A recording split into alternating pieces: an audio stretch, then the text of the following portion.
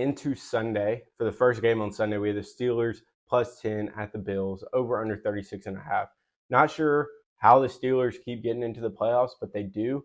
Kind of just want to touch on this real quick, though. I did hear a rumor that maybe Mike Tomlin is going to be done after this season. Not fired or anything, but he's going to step away. Not sure how true that is. But, I mean, the Bills had a big-time fourth-quarter comeback last week against the Dolphins, obviously. Were able to come back, win the division, get the number 2 seed, which was huge. And was Mason Rudolph really the missing piece for Pittsburgh? I mean, since he's came in, he's been killing it. They've won 3 straight. But unfortunately for Pittsburgh, T.J. Watt did get hurt last week, and he's not going to play this week. That's just detrimental to their defense as a leader, as a captain, emotionally, everything. That really does sucks.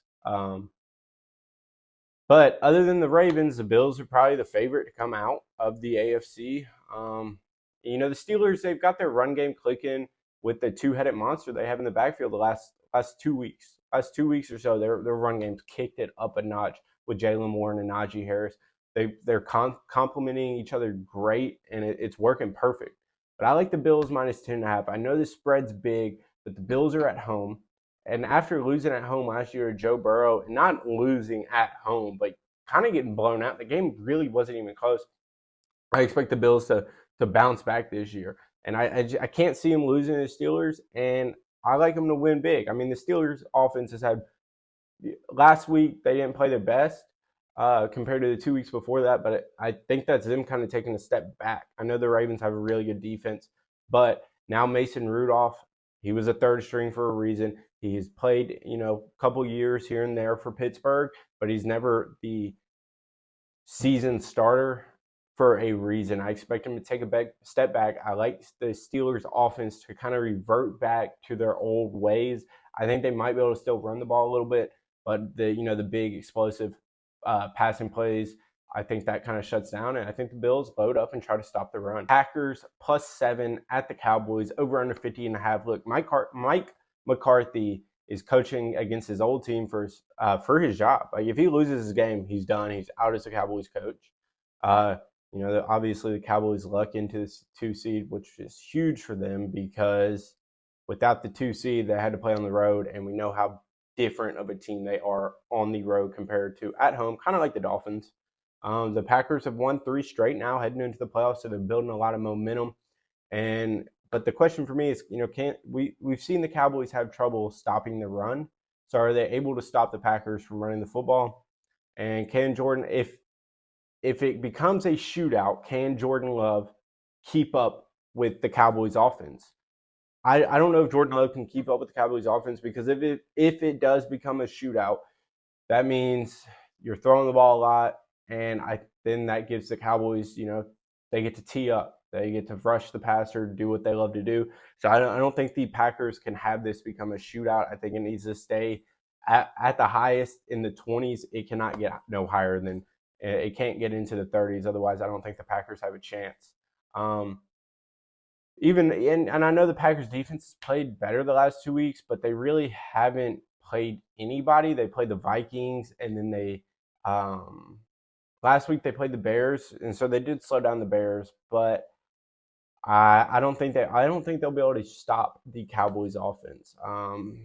One more question before my pick is, if Dak loses his game and maybe he doesn't play his best, is he playing for his job in this game, basically? But I like Dak to get it done. I like the Cowboys minus 7. We all know how important home field was for the Cowboys, like I mentioned. They play so much better at home, and that's why I like them here.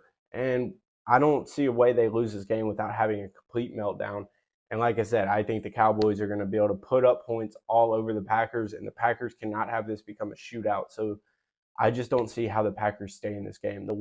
Now for Sunday Night Football, we have the Rams plus 3.5 at the Lions, over under 51.5. This is by far the most intriguing matchup of the whole weekend, of the playoffs for the last couple of years, probably. I mean, the storylines in this football game are absolutely out of a movie. We have Matt Stafford going back to Detroit for the first time, and we have Jared Goff playing against his former team for the first time since these 2 quarterbacks were traded for each other. But Matthew Stafford did what he was brought in to do. He brought the Rams a Super Bowl, but Jared Goff has now done something Matt Stafford couldn't do. He won the Lions the division, and he brought a home playoff game for Detroit. So I mean, it's gonna be great. The storylines are amazing in this. But I mean, think about if the Lions were to lose this game. Talk about the worst way to probably ever lose a football game. Your old quarterback is coming back. He went and did what he was supposed to do, and then you finally get a home playoff game after not having one for so long, and he comes in and beats you. That would be horrible. But onto the game. I mean, the Rams are one of the most scariest teams to play right now in the NFL. Nobody wants to play them. They have two legit elite receivers on the outside, and they have at worst they have a top 5 running back, probably a top 3 running back if you ask most people. I would say he's a top 3 running back, but at worst he's a top 5 running back. They have a young defense that is flying around, and they still have Aaron Donald, in on the interior. But Detroit is going to be insanity. Their fans are going to be wild. The players are going to be wild. Dan Campbell's going to have them ready to go. But are they going to be too amped up? Are they going to be a little bit nervous? They haven't been in this position in forever. Unfortunately, I like the Rams plus 3.5. I love Dan Campbell. I love everything he's about. I love everything he has done for Detroit. But I don't think they match up good against the Lions or against the Rams. I think the Rams are going to be too much for them.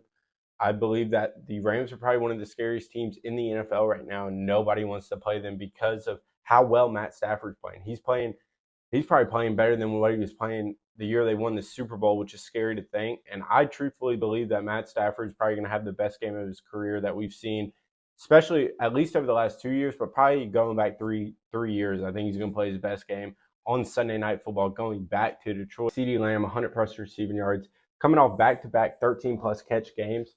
And I expect him to at least get 12 to 15 targets in this football game. Maybe not the 13 catches, but 12 to 15 targets, probably in around 8 to 10 catches. The Cowboys know they have to get their playmaker the ball. He's their most explosive player on offense. The Cowboys know that. They're going to put him in the slot, put him in motion, keep him away from double teams, and press and make the Packers cover him. Which those are my 4 favorite bets for Sunday in the NFL playoffs.